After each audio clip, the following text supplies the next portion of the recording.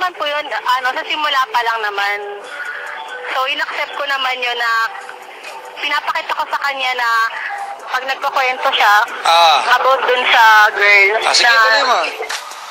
Na hindi, pag nagkukwento siya na about dun sa girl nga, ako yung kaibigan niya na nahinga niya ng mga problema niya about dun sa pamilya niya. So, pinapayuhan ko lang naman siya na ganyan. As long na wag sana silang mag-away hanggat maaari. Galing ha, talagang gusto sila maayos ha? Hindi naman po ako nag-isip ng masama para sa kanila. Sige, Hindi ko naman expect na magtatagal din naman kami. Tapos yun, hanggang talagang yung effort niya na mapakita na sakaling baka nga mahal niya ako. Talagang papadyak yung effort niya. Doon ako lalong napamahal sa kanya.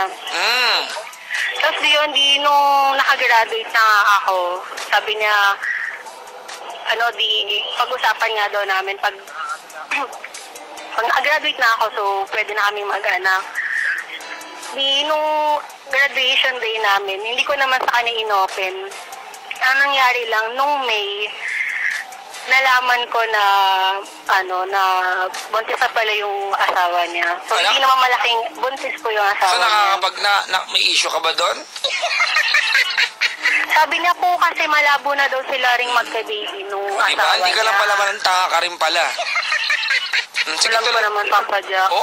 Galing. Diba, mga alam mo pala yung mga sabihin ko sa'yo. Mahusay ito pinag-uusapan natin. Tuloy mo. Tapos yun, parang nasyak lang ako na ibang tao pa yung nakapagsabi na ganun nga yung sitwasyon. Tapos tinanong ko siya kung totoo nga. Sabi niya lang, ano naman. Ganun lang po yung sagot niya. Ganon. Sabi ko, di congrats. Sabi ko sa kanyang ganun. Tapos binabaan ko na po siya ng phone. Galing. So may gana ka magalit, ganun. Masakit lang po talaga na yung totoo halos nasa harapan ko na ayoko pang tanggapin. Mahusay na. Tapos si Dion po, nag-decide na nga po kung lumayo nun. Ang nangyari nga po, siya naman po yung nangulit talaga na parang nag-prove po siya na ayusin daw po. So, yung nangyari, nagkaayos pa rin kami. Hanggang ngayon, okay naman kami.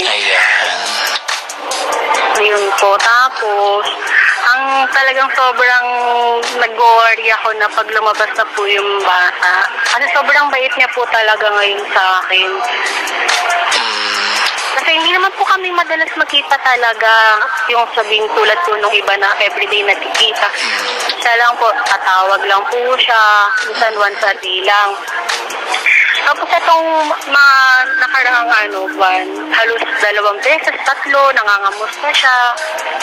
Parang iba po yung dating sa akin na doon po ako natatakot na baka pag okay na pag andyan na yung baby niya, maghagilap na ako nung 1 oras na ibibigay niya sa akin. Kasi talagang matagal na nagkakasama kami mga 2 hours. Matagal na yun. Once a week or minsan twice pa.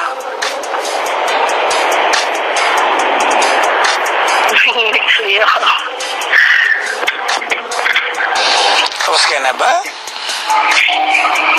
Para kasi yung point ko, gusto ko nang pigilan yung nararamdaman ko pero hindi ko alam kung paano.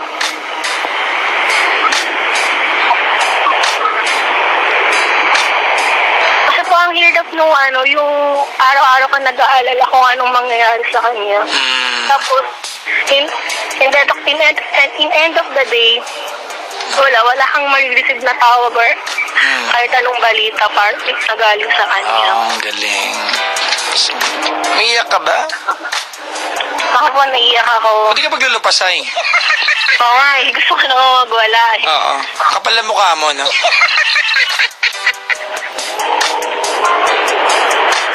Papadyakin na pala ako lang gawa nung pagmamahal. Shut up and listen to me. Alright? Makinig ka sa akin na you called my show and sasabihin ko sa'yo, di ba, kung anong gusto kong sabihin sa'yo. Are we clear? Alright? Kung hindi mo kahit nanggapit na maririnig mo sa akin, ibaba mo na yung phone, makinig ka ng radyo.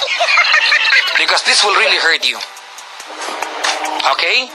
Okay lang, Papa Jack. Unang-una, to begin with, shut up. To begin with, tumawag ka sa akin, hindi para tanungin sa akin kung Papa Jack, paano ko ba itatama yung mali ko at tigilan tong kamalian na to. That's not the reason ba't tumawag ka sa akin.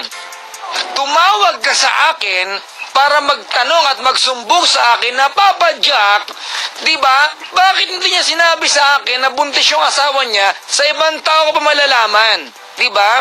Na tumawag ka sa akin na parang gusto magreklamo sa akin. Di ba? Akala mo, tama yung ginagawa mo, tarantado ka, makapal ang mukha mong hayop ka. Di ba? Na parang gusto mong sabihin ko sa'yo na tama tong ginagawa mo, oo, mag-demand ka ng time sa kanya, ganon?